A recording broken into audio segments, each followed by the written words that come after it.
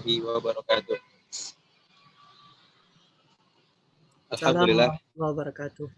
alhamdulillahirabbil alamin wa bihi nasta'in wa ala umuri dunya waddin wassalatu wassalamu ala asyrofil anbiya'i wal mursalin wa ala alihi washabihi ajma'in amma ba'du. Bu, izin off cam ya Bu, soal saya di pinggir jalan Bu.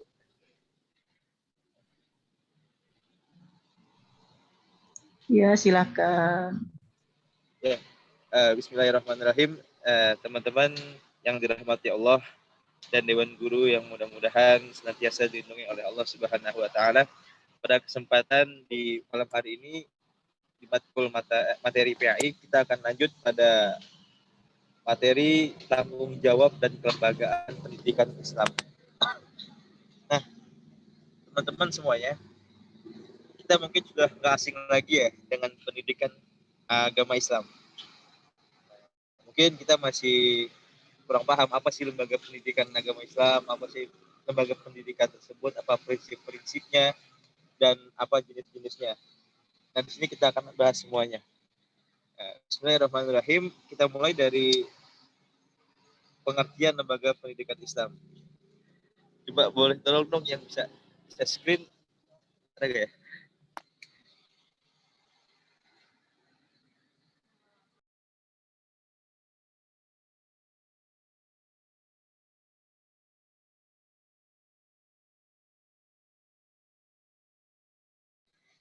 Ya, Bismillahirrahmanirrahim. Pengertian lembaga pendidikan Islam. Secara terminologi, teman-teman. Ya. Ini saya ambil menurut dari Hasan Langgulung. Lembaga pendidikan itu adalah suatu sistem peraturan yang bersifat mujarad. Asli ya. Dalam intinya, kalau fi'il mujarad itu fi'il yang terdiri dari huruf-huruf asli.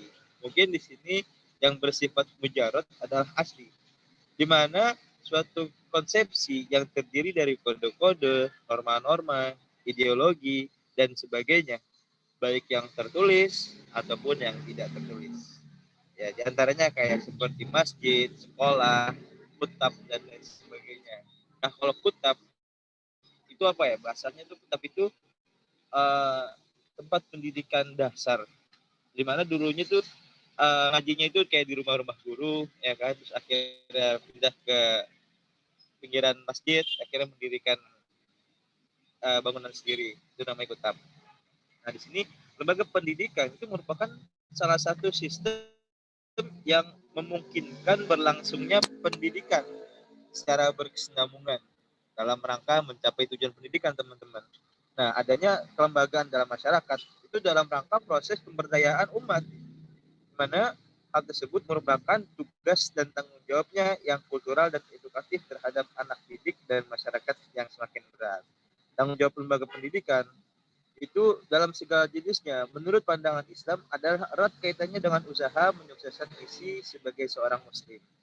Nah, oleh karena itu teman-teman, lembaga pendidikan Islam itu merupakan hasil pemikiran yang dicetuskan oleh kebutuhan-kebutuhan masyarakat yang didasari, digerakkan, dan dikembangkan oleh jiwa Islam.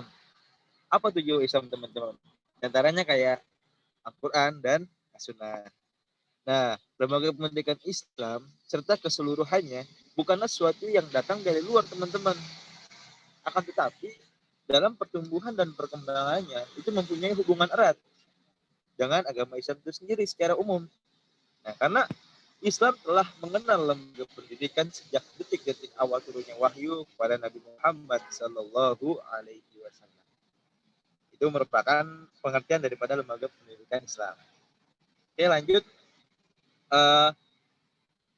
Bab berikutnya kita bahas tentang prinsip-prinsip lembaga pendidikan Islam. Nah, lembaga pendidikan Islam pun juga ada prinsip-prinsip ya, teman-teman. Di sini saya rangkum ada 9 ya. Ada 9 prinsip.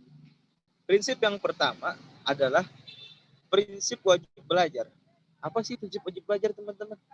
Nah, prinsip wajib belajar adalah prinsip yang menekankan agar setiap orang ya, dapat meningkatkan kemampuan diri dan bidang pengembangan wawasan pengetahuannya, keterampilannya, pengalamannya, intelektualnya, spiritualnya, dan lain sebagainya. Karena itu merupakan kewajiban yang harus dilakukan, teman-teman. Karena apa? Thalabul ilmi fardhatun ala kulli muslimin. Setiap muslim itu wajib untuk menuntut ilmu. Lalu prinsip yang kedua adalah prinsip pendidikan untuk semua, education for all. Di mana prinsip ini menekankan agar dalam pendidikan tidak terdapat ketidakadilan perilakuan dan diskriminasi. Jadi menyeluruh, semuanya wajib belajar, jadi semuanya wajib mendapatkan pendidikan. Seperti itu. Lalu yang ketiga, prinsip pendidikan sepanjang hayat, long life education. Nah, prinsip ini nih teman-teman, itu menekankan agar setiap orang dapat terus belajar dan meningkatkan dirinya sepanjang waktu. Jadi kan apa? Tuntutlah ilmu dari dia lahir sampai ke liang lahat gitu. Hadisnya apa, Salman? Ya mungkin kita semua sudah hafal lah. Seperti itu. Lalu yang keempat adalah prinsip pendidikan berwawasan global dan terbuka. Nah, teman-teman, maksudnya prinsip ini adalah ilmu pengetahuan yang dipelajari bukan hanya yang terdapat di dalam negeri sendiri. Jadi nggak hanya belajar tentang Indonesia aja. Cuman, ya kan, kita mempelajari juga ilmu-ilmu yang ada di negeri orang lain. Tuh, maksudnya seperti itu. Lalu yang kelima adalah prinsip pendidikan integralistik dan keseimbangan. Di mana prinsip yang ini itu memadukan antara pendidikan ilmu agama dan pendidikan ilmu umum. Tuh, itu yang disebut sebagai prinsip pendidikan integralistik dan seimbang. Lalu berikutnya yang keenam adalah prinsip pendidikan yang sesuai dengan bakat manusia. Tuh. Nah, teman-teman, prinsip ini itu berkaitan dengan apa ya? Merencanakan program atau memberikan pengajaran yang sesuai dengan bakat atau sesuai dengan minat, hobi, dan kecenderungan manusia yang sesuai dengan tingkat perkembangan usianya. Tuh, seperti itu. Lalu yang ketujuh adalah prinsip pendidikan yang menyenangkan dan menggembirakan. Tuh.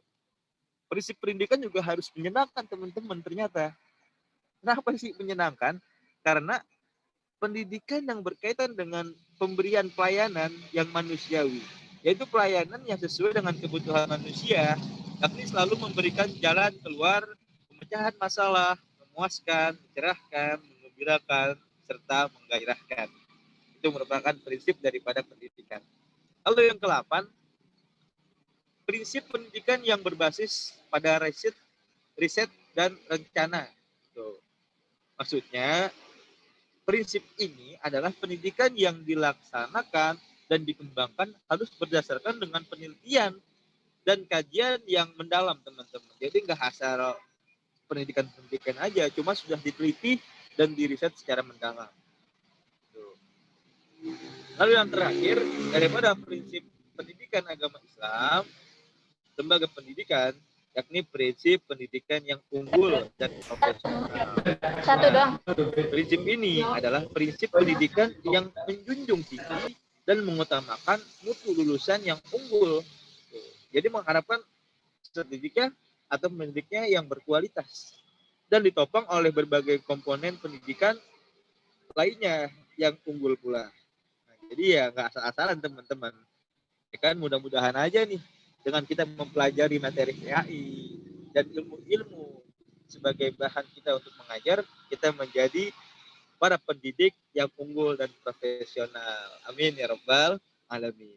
Oke, untuk bab selanjutnya tentang tanggung jawab lembaga pendidikan dan jenis-jenis lembaga pendidikan Islam akan dijelaskan oleh rekan saya, Saudari Reja. Kepada beliau dipersilahkan. Bismillahirrahmanirrahim. Baik, terima kasih Saudara Adi. Saya akan melanjutkan mengenai tanggung jawab lembaga-lembaga pendidikan. Tanggung jawab lembaga pendidikan dalam segala jenisnya menurut pandangan Islam ada kaitannya dengan usaha mensukseskan misi dalam 3 macam tuntutan hidup sebagai seorang muslim.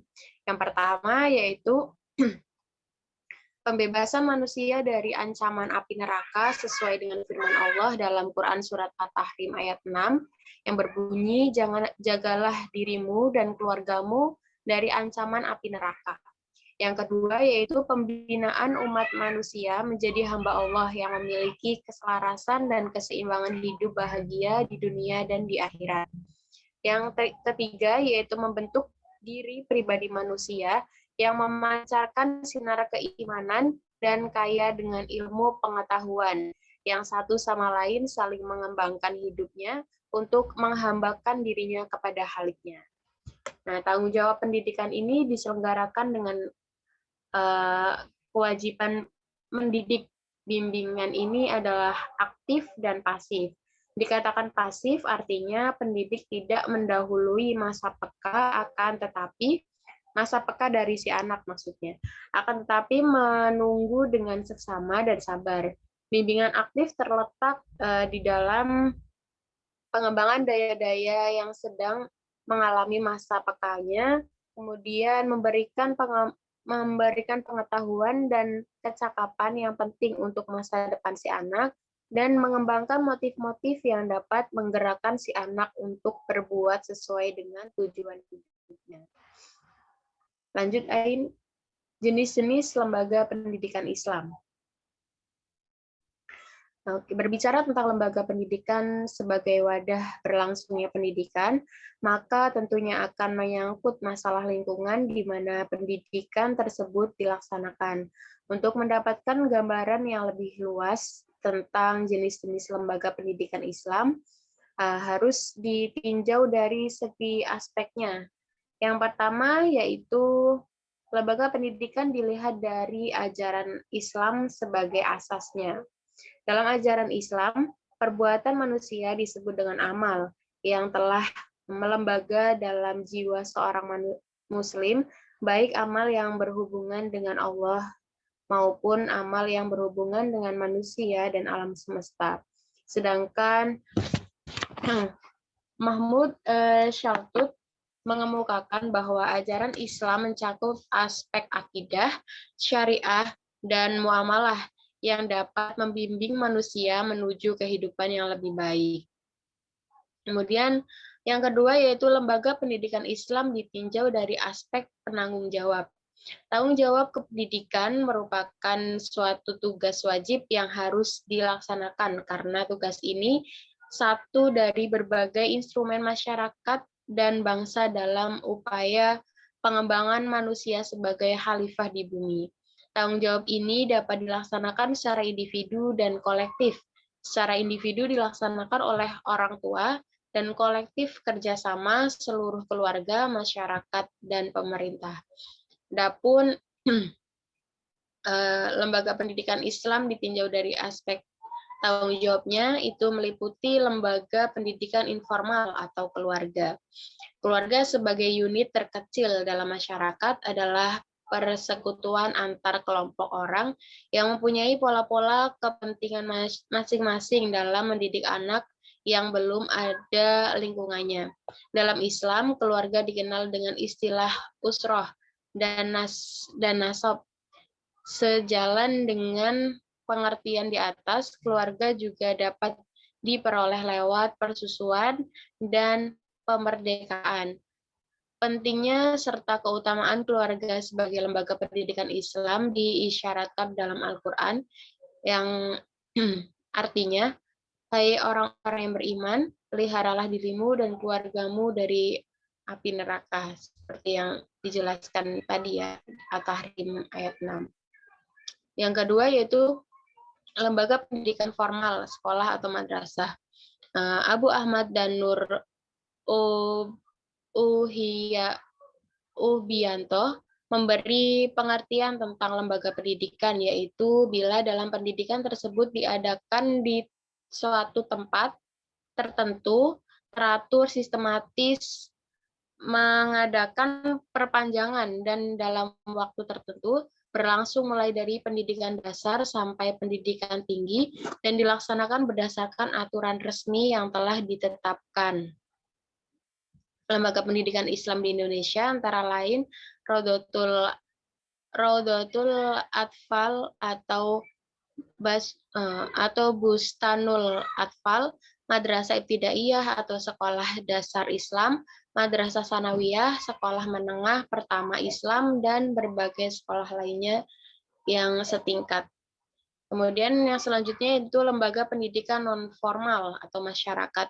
Lembaga pendidikan non-formal adalah lembaga pendidikan yang teratur namun tidak mengikuti peraturan-peraturan yang tetap dan kuat. Masyarakat dan kuat masyarakat merupakan kumpulan individu dan kelompok yang terkait oleh kesatuan bangsa, negara, kebudayaan, dan agama. Setiap masyarakat memiliki cita-cita yang diwujudkan melalui peraturan-peraturan dan sistem kekuasaan tertentu. Islam tidak membebaskan manusia dari tanggung jawabnya sebagai anggota masyarakat. Dia merupakan bagian dari integral sehingga harus tunduk pada norma-norma yang berlaku dalam masyarakat. Begitu juga dengan tanggung jawabnya dalam melaksanakan tugas-tugas kependidikan. Kemudian yang terakhir yaitu lembaga pendidikan Islam dilihat dari aspek tempat dan waktu. Pada mulanya pendidikan Islam oleh Nabi SAW secara sembunyi dan disampaikan melalui individu ke individu. Tetapi setelah pemeluk Islam bertambah banyak, diperlukan lembaga pendidikan supaya pelaksanaan pendidikannya lebih efektif dan lebih efektif. Untuk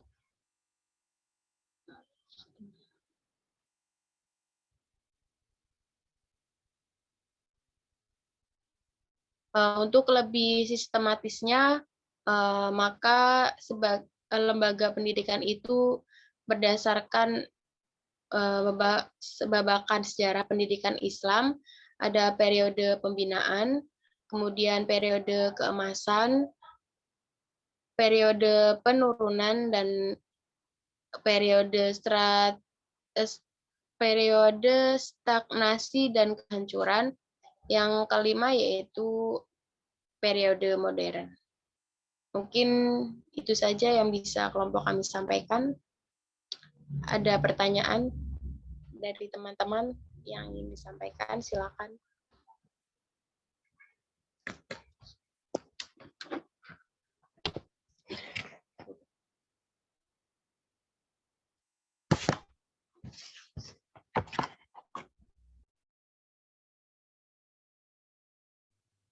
Mungkin saya coba bertanya, boleh? Boleh nggak? Ya, silakan Saudara Sandra. Oh, baik. Bentar.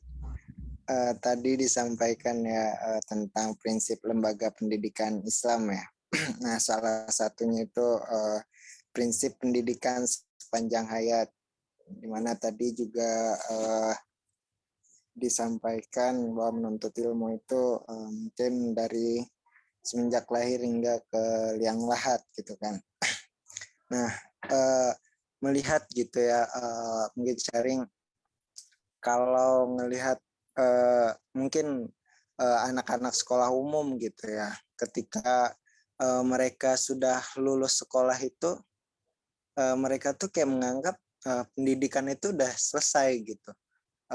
Menganggap bahwa waktunya mereka tuh udah masuk ke dunia pekerjaan untuk mencari nafkah lah gitu untuk masa depan gitu, sehingga bahasa pendidikan itu mungkin udah kurang gitu di anak-anak umum. Beda mungkin anak yang lulusan pesantren gitu, atau yang ingin melanjutkan ke perguruan tinggi, atau yang ingin jadi guru, biasanya baru mereka tuh masih mempedulikan pendidikan kebanyakan gitu. Nah, yang sekolah umum itu ya mereka menganggap kalau mereka udah lulus sekolah udah selesai pendidikan, waktunya masuk ke dunia pekerjaan gitu, mencari nafkah segala macam. Nah, bagaimana gitu nah cara kita menerapkan yang tadi namanya bagaimana pendidikan itu sepanjang hayat gitu, sehingga benar-benar ngelekat gitu di di dalam diri mereka gitu, bahwa pendidikan itu ketika mereka sudah lulus, bahwa pendidikan itu belum selesai gitu. Mungkin bisa dipahami ya. Baik, terima kasih. Saudara Chandra.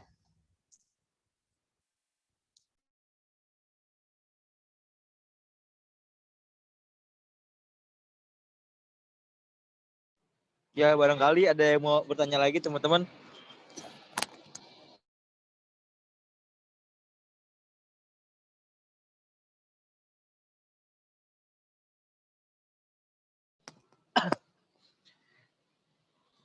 Apakah ada yang mau nanya lagi? Atau kalau tidak ada, apakah ada yang mau menjawab? Oke, baik. Saya mau bertanya juga dah, karena Oh, dipaksa kirain mau oleh kirain mau pemakalah. ngejawab. Karena dipaksa oleh Ya, pemakalah, jadi mau nggak mau. ya udah silakan. Tadi tentang prinsip, diantaranya ada menyenangkan. Ya, mungkin boleh digambarkan kasusnya atau metodenya, bagaimana sih proses pembelajaran yang menyenangkan untuk kelembagaan pendidikan agama Islam itu. Karena kan pendidikan agama Islam kalau dari sharing-sharing kita sebelumnya itu berkaitan lebih banyak materinya sehingga guru lebih banyak di metode ceramah gitu. Nah, mungkin dari pemakalah bisa memberikan gambaran langkah, metode, cara agar tercapainya prinsip menyenangkan tersebut. Nah, yang kedua tentang tadi tanggung jawab. Ya, tanggung jawab pemakalah. Eh tadi diantaranya yang pertama kalau nggak salah tentang menjaga dari api neraka gitu ya. Nah, bagaimana kalau memang sekiranya dari pihak guru, pendidik sudah memberikan seluruh dedikasinya ketika berada di sekolah. Kemudian pelajaran-pelajarannya juga sudah diajarkan, namun saat di rumah peserta didik tidak menerapkan dalam hal-hal tersebut gitu. Terutama contoh, di sekolah diajarkan tentang sholat oleh guru yang bersangkutan. Kemudian di rumah ternyata memang di sekolah mereka menerapkan kegiatan sholat ketika melakukan praktik, ketika melakukan kegiatan atau budaya religius yang di sekolah mereka melakukan. Tapi ketika di rumah mereka acuh gitu, tidak melaksanakan. Nah itu kan apalagi sholat itu kan memang sebagai barometer pertama ya. Nah apalagi tadi catatan itu menjaga tanggung jawab kita untuk menjaga mereka dari api neraka gitu. Itu seperti apa mungkin batasan-batasannya? Makasih. Gimana Lutfi pahami? Reza atau Adi? Ya, paham. Oh. Insya Allah paham. Ya, teman-teman, saya tutup dulu ya. 3 pertanyaan dulu nih dari para peserta. Pertama, bagaimana menyadarkan manusia atau orang gitu kan yang berakal bahwa saja pendidikan itu sepanjang hayat, dalam artian dari lahir sampai kita ke liang lahat. Itu yang pertama. Yang kedua, bagaimana sih gambaran pendidikan itu prinsip pendidikan itu menyenangkan. Nah, yang ketiga apa, Man? Tanggung jawab apa, Man? Tanggung jawab. Ya, gimana Reja? Tanggung jawab apa? Misalkan kita sebagai pendidik sudah menerangkan gitu kepada siswa mengenai sholat misalnya, tapi siswa tersebut acuh gitu saat di rumah. Oh gitu, oke. Ya mungkin kita jawab dulu kali ya dari soal yang pertama, di mana menyadarkan bahwasanya pendidikan itu adalah pendidikan itu sepanjang hayat. Nah di sini kan maksudnya prinsip ya teman-teman. Prinsip pendidikan adalah sepanjang hayat, di mana walaupun secara formal kita sudah lulus, ya kita nih setahun lagi 2023 FAIC lulus semua ya kan. Ya itu hanya pendidikan formal. Cuman adapun prinsip daripada pendidikan itu terus berlanjut sampai kita tuh ke liang lahat, sampai kita tuh kembali ke Allah lah, bahasanya seperti itu. Karena pendidikan itu yang saya tahu nggak harus belajar. Di antaranya kita mengajar itu merupakan pendidikan. Karena kan kalau kata Nabi ya kun aliman au mu'aliman au mustafian au muhibban wala takun jahilan, ya kan? Itu yang saya pahami gitu. Jadi bukan berarti setelah lulus gimana pandangan yang nggak mau belajar, yang nggak mau belajar lagi. Bukan hanya itu sih. Sebenarnya dengan cara kita belajar, kita meneliti itu termasuk daripada pendidikan seperti itu. kita mengamalkan daripada ilmu yang diajarkan di kampus dan lain sebagainya, itu juga merupakan pendidikan.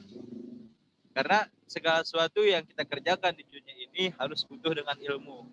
Ya kan, kalau mau dunia ya pakai ilmu, mau akhirat pakai ilmu, kalau mau keduanya pun juga harus dengan ilmu. Mungkin ya itu dari pemakalah sih seperti itu. Adapun teman-teman yang mau menyanggah silahkan, yang mau menyalahkan silahkan, karena kalau ada salah mungkin saya mohon maaf gitu. Ya, bagaimana teman-teman? Kira-kira ada yang menyanggah atau Siapa menambahkan? Di yang mau nyalahin siapa Di? Silahkan. Siapa yang mau nyalahin ditandain? Andain orangnya yang dinyala-nyalain nih. Jangan lah. Canda. Gimana Chandra? Mungkin ada malah cabang pernyataannya atau gimana mungkin bisa disampaikan? Atau jelas? Mungkin saya belum terlalu puas sih, tapi ya cukup menjawab. Mungkin kalau ada yang menambahkan silahkan.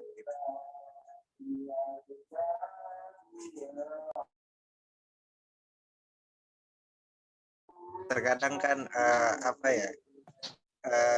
ketika anak lulus sekolah gitu ya, ketika mereka melamar pekerjaan gitu, ketika mereka nggak diterima pekerjaan, bahkan ada yang sampai menyatakan capek-capek sekolah 12 tahun nggak ada gunanya, kerja nggak diterima gitu. Jadi seakan-akan pendidikan itu nggak berarti gitu.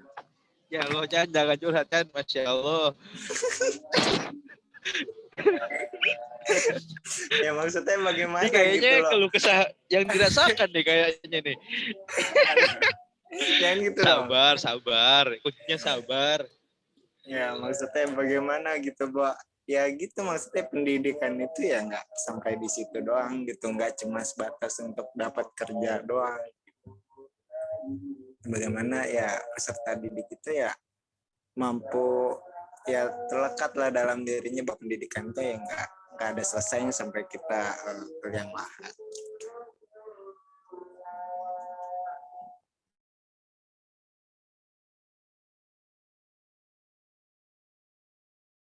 Ya, terima kasih Saudara Chandra atas pertanyaan dan tanggapannya. Mudah-mudahan apa yang Anda keluh kesahkan semoga dijabah dan diperbaiki oleh Allah Subhanahu wa taala. Amin. Ya, kita lanjut ya soal kedua, teman-teman. Ini barangkali teman-teman ada yang lebih mengetahui atau sudah tahu bagaimana sih penggambaran prinsip pendidikan itu menyenangkan. Ya mungkin kalau dari kami ya, pemakalah, itu maksudnya prinsip pendidikan yang menyenangkan di sini adalah suasana pembelajaran yang tidak dinamis. Dalam artian yang nggak bikin itu para peserta didik jenuh gitu. Jenuh. Dalam artian kan di sini bisa jadi metode pembelajarannya kah, atau cara penyampaiannya kah, atau isi materinya kah, gitu kan? Gimana caranya agar ini peserta didik nyaman dengan para pendidiknya, ya kan? Dia bisa terhibur karena dengan hati yang hati yang riang gitu ya, seneng gitu dengan pendidikan yang akan diajarkan, itu ilmu akan cepat masuk, ya kan, ketimbang wah nih gurunya begini nih, ya kan, walaupun dia dipaksa diwajibkan untuk belajar, cuman karena kayak ada gerutu-gerutu, ya mungkin untuk menyerapnya ilmu agak kurang, seperti itu. Makanya kita sebagai pendidik ya dikasih prinsip harus menyenangkan, ya kan, menceriakan dan menggairahkan agar kita nih sebagai calon pendidik bisa memberikan ilmu-ilmu kepada peserta didik kita dengan cara yang nyaman, tenang, tentram, sehingga ilmu kita sampai kepada mereka. Mungkin seperti itu sih, Salman. Ya, mungkin menjawab. Walaupun untuk yang pertanyaan anaknya itu ya tanggung jawab, mungkin boleh Reja dibantu jawab, silakan. Ya. Untuk yang pertanyaan kedua, bagaimana gitu jika guru sudah memberikan atau menyampaikan penjelasan tapi si anak malah tidak melaksanakan atau acuh gitu ya. Guru itu gimana ya? Ya berperan menyampaikan, menambah ilmu-ilmu kepada muridnya, namun yang seringkali kita lupa atau mungkin sering diterangkan ya, sering mendengar gitu, bahwa pendidikan guru kan cuma malah yang lebih banyak waktu tuh sebenarnya dari keluarga gitu. Jadi guru tuh nggak 24 jam, maksudnya kayak pendidikan yang sesungguhnya sebenarnya ya di dalam keluarga itu, lingkungan internal keluarga itu. Jadi kayak guru tidak bisa menyalahkan guru 100% gitu, karena peran orang tua tuh malah yang lebih penting gitu, kayak lebih harus ini ya kayak harus lebih penting gitu. Mungkin dari teman-teman ada yang menambahkan seperti itu, Salman, maksudnya sih ya. Berarti guru nggak punya tanggung jawab selanjutnya ya? Iya, Ya maksudnya punya tanggung jawab. cuman hanya menyampaikan saja, habis itu nggak ada tanggung jawab ketika mungkin ketika di luar atau mungkin ketika di rumah gitu. Apakah anak itu melakukan apa yang dia telah pelajari gitu. Contoh sholat, terus di rumah atau ketika di luar nggak mengerjakan itu, berarti nggak ada sama sekali kaitannya sama guru ya. Maksudnya tanggung jawabnya guru udah lepas gitu. Kalau yang saya pahami dari kesimpulan Reza atau gimana?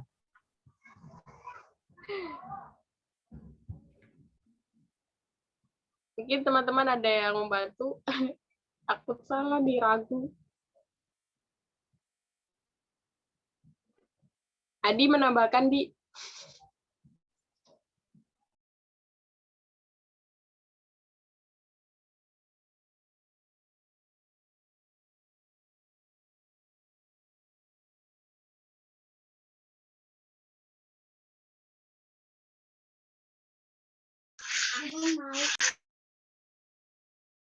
Ya Putri mau nambahin tuh Putri kayak. Sharing aja, sharing. Nggak apa-apa Reza, mungkin disampaikan lagi. Ada yang mau disampaikan lagi.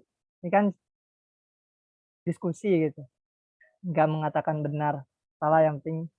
Mau menambahkan? Menurut Wati nambahin. Lebih fokus ke ranah formal ya. Nggak ke non formal atau informal keluarga atau non formal dalam masyarakat. Karena kan kita lingkupnya di formal ya, di sekolah gitu lebihnya. Selebihnya atau di luar itu kan mungkin di luar tanggung jawab kita gitu. Maksudnya kan ada juga anak yang karakteristik yang ditampilkan ketika di sekolah gitu, ketika di sekolah formal itu mungkin berbeda dengan yang dia di rumah, di ranah informal ataupun di tengah masyarakat gitu. Gitu sih, Man.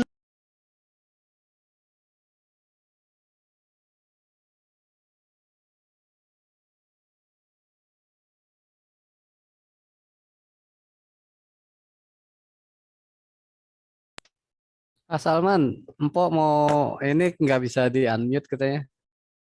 Tadi sudah saya coba, cuman tuh, coba lagi.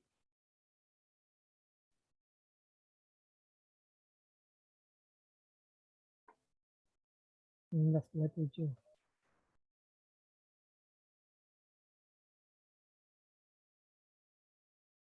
Coba lagi.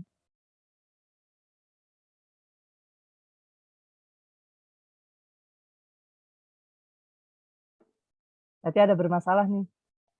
Banting dulu HP-nya coba.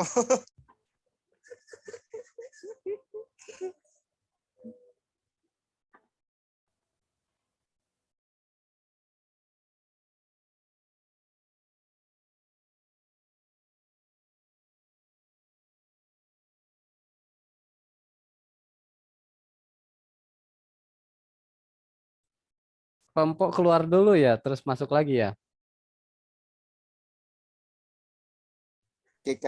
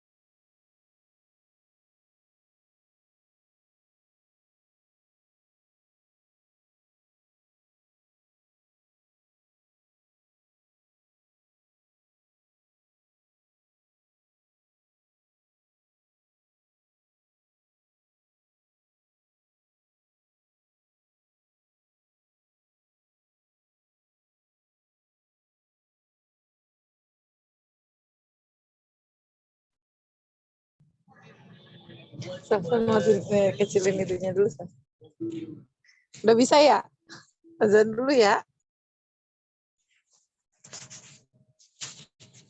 Kedengeran nggak, Chan? Jelas, Po, jelas. Ajan dulu Pak Ajan. Di sini udah azan.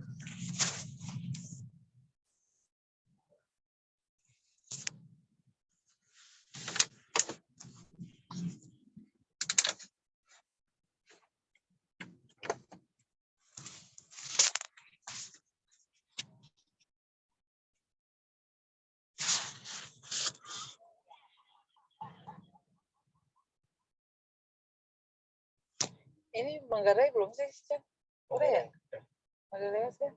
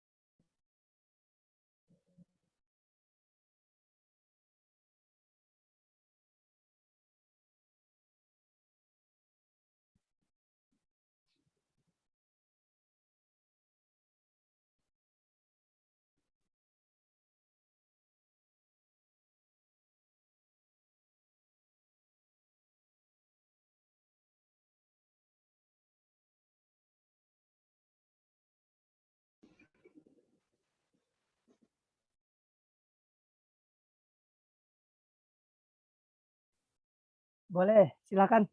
Saudari Siti Daria mungkin ditambahkan. Mau menambahkan yang tadi Adi aja gitu, pembelajaran secara menyenangkan gitu kan. Nah itu tuh maksudnya bisa jadi kita sebagai seorang pendidik itu harus tahu audiensnya gitu, harus tahu nih kira-kira gimana nih biar bikin kelas itu nggak jenuh gitu, nggak monoton gitu. Ya itu harus kreatifnya guru gitu. Salah satunya misalnya pada saat mungkin bosan dengan metode ceramah bisa dengan metode di alam terbuka gitu, kayak yang seperti Pak Ishak bilang kan metode pembelajaran itu bisa dilakukan gitu, kayak kita bawa anak-anak itu ke taman, apa yang kita bahas misalnya gitu kan, dari olahraga atau mungkin dari kesenian atau misalnya dari PAI-nya ya misalnya pohon ini gitu, kita lihat dari sistem apanya, dari segi apanya nih gitu. Terus misalnya di kelas mungkin ada pada saat kita pembukaan atau opening gitu kan, kita pakai ice breaking dulu gitu kan.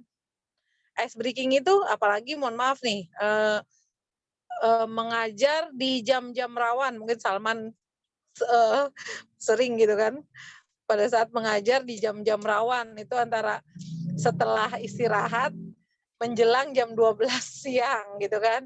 Itu kan jam-jam rawan yang benar-benar kalau kita tidak pinter-pinter itu sebagai seorang pendidik, udah audiensnya nggak masuk gitu. Itu sih untuk nambahin tadi yang Adi bilang.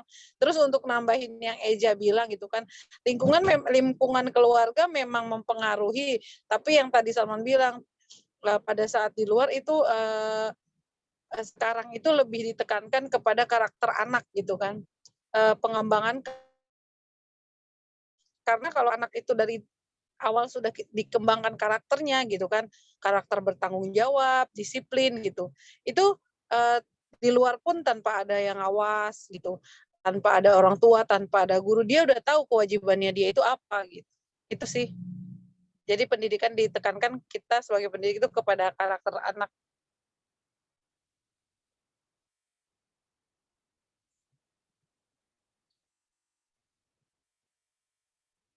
Terima kasih Po atas tambahannya.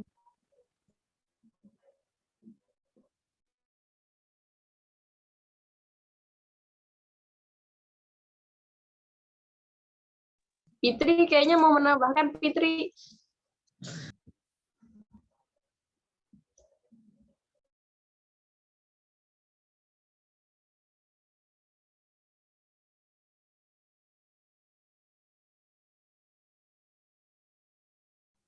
Gimana pemakalah?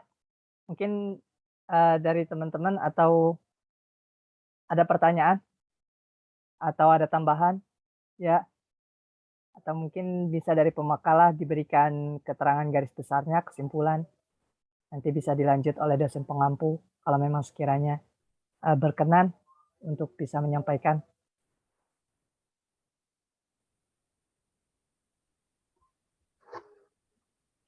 Gimana teman-teman, masih ada yang ingin bertanya?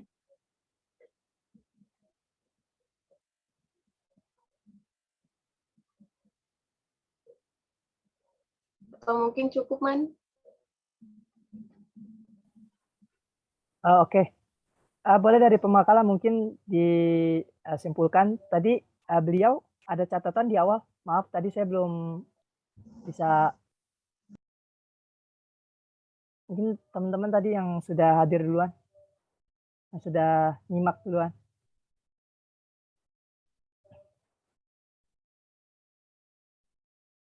Oke, mungkin bisa disimpulkan Saudari Reza untuk kesimpulan pemakalah tentang tanggung jawab dan lembaga pendidikan agama Islam.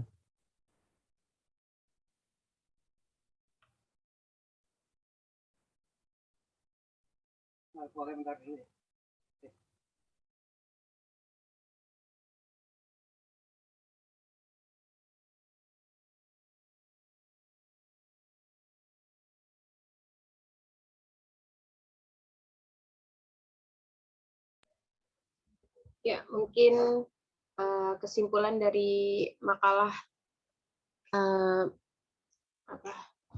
tanggung jawab dan lembaga pendidikan yaitu bahwa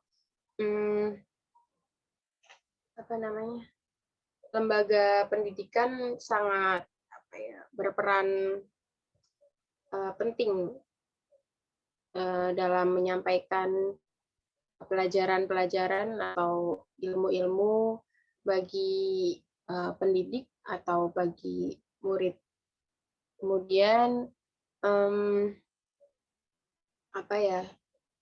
memperhatikan prinsip-prinsip dan tanggung jawab yang mungkin harus lebih diperhatikan oleh seorang pendidik atau guru. Ini itu aja, Man. Tutup. Bagaimana, Man?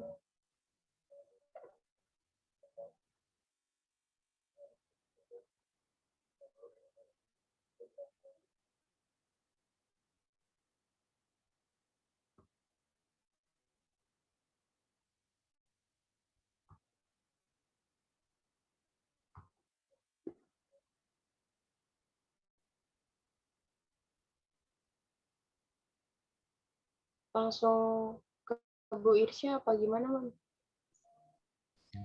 Assalamualaikum warahmatullahi wabarakatuh. Waalaikumsalam warahmatullahi wabarakatuh.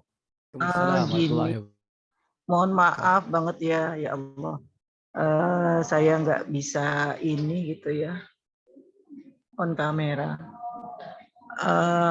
Hari ini kan terakhir perkuliahan ya, jadi minggu depan itu tugas mandiri gitu ya, kalau lihat di portal.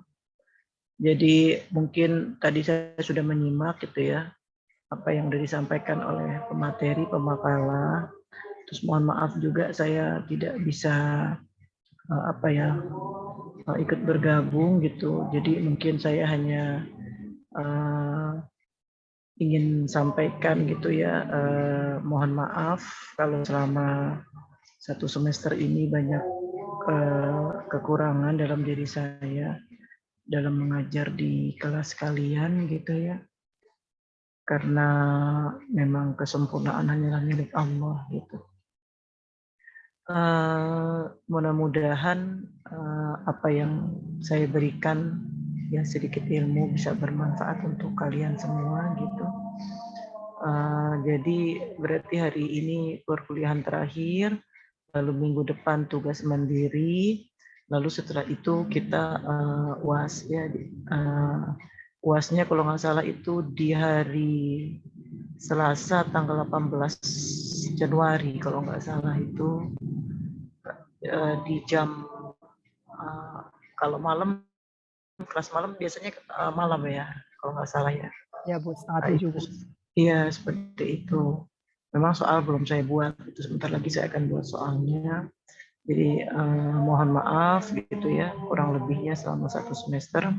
Biasanya sih kalau MPAI 1 itu nanti ada kelanjutannya adalah MPAI 2. Biasanya dosennya lanjut itu, setahu saya seperti itu ya. Jadi nanti kita lihat aja dosennya apa saya atau berganti gitu seperti itu.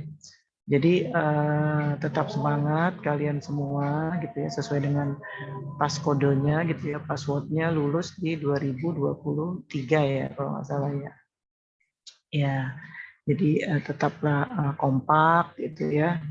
Lalu apa yang sudah diberikan sama dosen yang ada di IJ bisa diaplikasikan dalam keseharian kalian menjalankan tugas sebagai guru jika sudah ada yang menjadi guru seperti itu. Mungkin itu saja kurang lebihnya saya minta maaf gitu ya. Untuk hari terakhir ini saya tidak bisa bergabung. Maaf Ibu, Ya. saya mewakili dari teman-teman juga mau Ya. mengucapkan terima kasih untuk dedikasinya 1 semester ini. Juga mohon maaf biar kosong-kosong Bu. Mohon maaf apabila banyak kata, sikap ya selama pertemuan daring ini. Dan terus minta doanya buat kita semua agar lancar kuliahnya sampai selesai. Amin. Makasih Ibu.